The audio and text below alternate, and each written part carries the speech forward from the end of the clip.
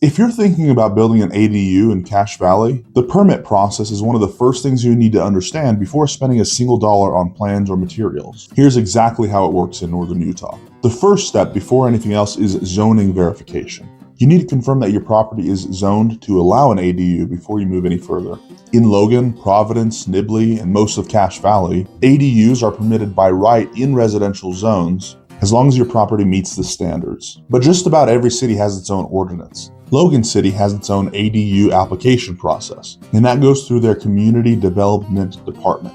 Providence, Nibley, and other smaller cities may route you through the Cache County Building Department rather than a city building department. The first call you make is to your city. Find out if ADUs are permitted in your zone and what their specific process looks like. Once you've confirmed zoning, the city's going to want to see a site plan. This is a drawing that shows your property boundaries, the location of your existing home, and where the proposed ADU will be built. What they're checking is setbacks, making sure that your ADU maintains proper distance from all boundary lines. In most Cache Valley municipalities, ADUs need to sit at least 4 to 6 feet away from all side and rear property lines. Getting this right up front saves you from having to redesign plans later, which will cost you time and money. Once zoning clears, you move to the building permit.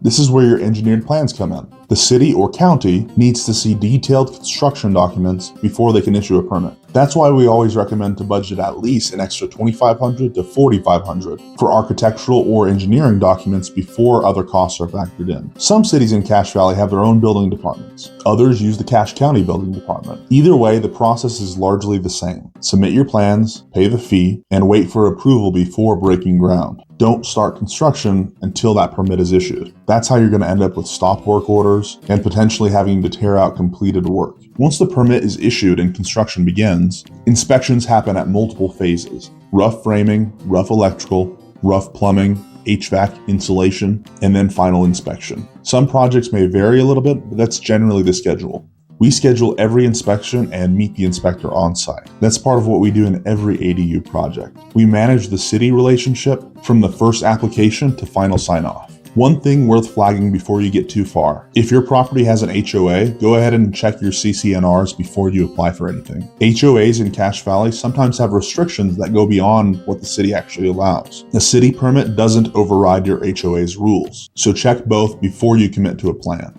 The ADU permit process in Cache Valley is very manageable when you know the steps: zoning verification, site plan, building permit, inspections. We handle all of that on every ADU project we take on. If you're thinking about an ADU on your property and you want to know what that process looks like for your specific lot, go ahead and reach out. We'll talk you through it.